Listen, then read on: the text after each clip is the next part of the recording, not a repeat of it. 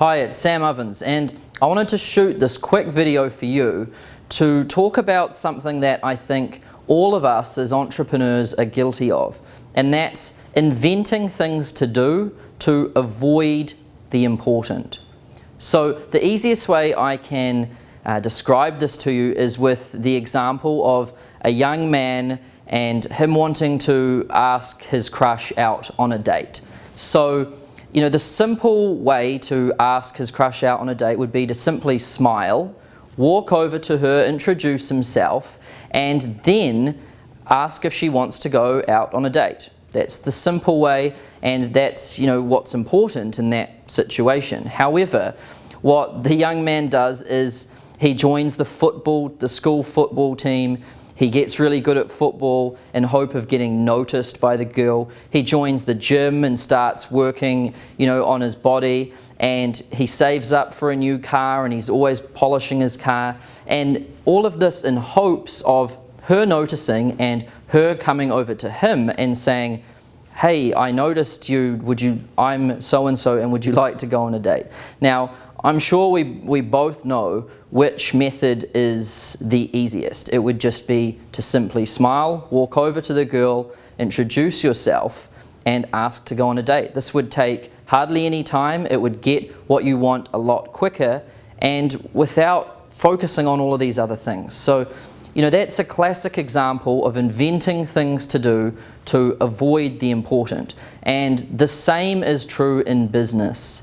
So, what I want to do is I want to tell you a story about the first company I ever started. This is going back a while now. So the first company I ever started was an online job board website, which was called Promote Yourself.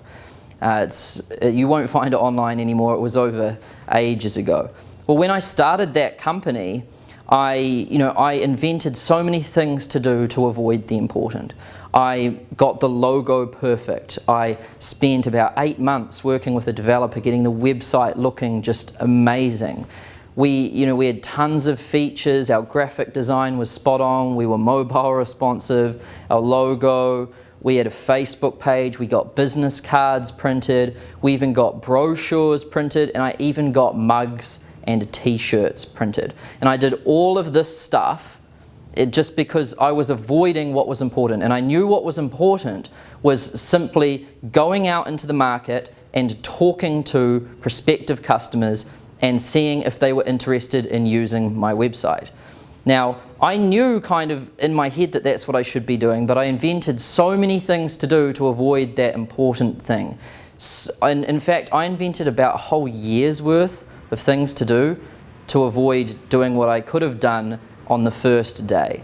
And you know, finally when I got to that end day, the customers told me that they didn't really want it and it wasn't very useful, and I wasted about a whole year of time. I don't regret it because it was a huge learning experience, but all of that could have been completely avoided if I'd just, you know, focused on what was important, which was going out and talking to the customers. So the same is true in business. We're constantly inventing things to do to avoid the important. Now, I've got another example for you as well, and this one's a bit more recent. This is about 2 years ago when I did my first ever direct mail campaign. So my first ever direct mail campaign, I made the letter, I got all the envelopes and everything ready, and then it came time to address them and send them out. And I had to put the sender's address on the envelope. And I was like, at this time I was working from home, and I was like, oh, I've got to put my home address on the sender's address. And I was like, well, what happens if the guy I send it to searches that address and finds out that it's a house? And so, you know, the important thing would have just been to get the direct mail campaign out the door and sent. But what I did is I invented so many things to do to avoid what was important. I decided to go and sign up for a PO box, which took me about half a day. Finally got the PO box, and I put the PO box thing on there, and then I went to send it out, and I was like, well, what happens if they search me on LinkedIn? And I was like, oh, I've got to update my LinkedIn profile. And I created another kind of 2 weeks worth of things to do to avoid the important, which was just sending the direct mail campaign out in the first place. So this is what I mean. You know, I gave you the date example, the guy wanting a date. I gave you my promote yourself example about obsessing about logos and brochures and business cards and mugs. And my direct mail campaign when, you know, I obsessed about the sender's address. And, you know, this is what I'm talking about. We as entrepreneurs are constantly inventing things to do to avoid the important. Now, if this sounds like you, then you're gonna love this video, because there is a way around this, and it's really simple. So we as humans, we have these we have these inner voices inside our heads that guide us through decisions and things we do in life. And you know, when it comes to business and when it comes to actually doing anything important in your life, these inner voices pull you away and they distract you. So if you want to go on a run, all these inner voices try and distract you by doing different things.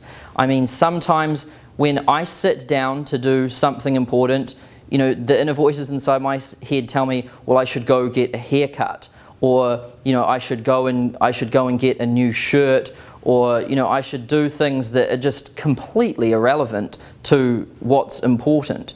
And now there's a secret to this. There's a secret to, you know, to taking control of procrastination and actually getting things done. And what you've got to do is you've got to learn to listen to your inner procrastinator. So you've got to learn to listen to the voices inside your head and see what they're distracting you from. So instead of listening to the voices inside your head and your inner procrastinator and then going and doing those things, so you know, with the example with the boy wanting to invite his crush on a date. So if he was to listen to his inner procrastinator, he would join the football team, join the gym, get a new car, and hope to be noticed. That's listening to your inner procrastinator and actioning what it says. But the right thing to do is to go against it. So listen to the inner procrastinator, listen to the voices, and then see what activity or task it's pulling you away from. Whatever your voices in your head are pulling you away from, that is the secret. That is the thing that you should be working on. So when I wake up in the morning and I have breakfast and everything and sit down at my desk, I kind of just sit there and I just kind of let my body and mind feel about what things it's trying to pull me to do. It might want me to do all of these tasks that are irrelevant, and I let that happen. It happens in my mind. I'm still having thoughts of procrastination. But then what I do is I figure out what is it trying to pull me away from. And whatever it's trying to pull me away from, those are the things that I do in the day. You know, many entrepreneurs think that successful people don't have procrastination or procrastinating thoughts. They think that just all of their thoughts are to focus on the right thing. And that's not true at all. You know, successful people, they still have the procrastinating thoughts. That's just human nature. That's completely normal, and I don't think it ever really changes. The only thing that successful people do differently is that they listen to the voices inside their head and they listen to their inner procrastinator, and they let that guide them to the thing that's most important, and then they work against their inner procrastinator and complete that task. So this week, I want to challenge you to listen to your inner procrastinator and think about what things it's pulling you away from. Start making a list. Think, you know, what is my inner procrastinator telling me to do, and then what are those things distracting me from? Whatever that is the thing that you should be focusing on right now. And I want to challenge you to do this, you know, for this whole week, and I'm sure you're going to have a breakthrough week. So if you're watching this video anywhere else other than my blog, head over to samovens.com. That's where, you know, lots of other videos like this are. That's where there's free resources, and that's where the comment section is, and you know, everyone's giving feedback and whatnot. So head over there now, and if you liked this video, leave me some feedback. There's a comment section below this post. Leave me a comment. Give me some feedback, tell me what you thought, and tell me if you thought this video was valuable. So that's it for this video. Thanks for watching, and I'll see you next week.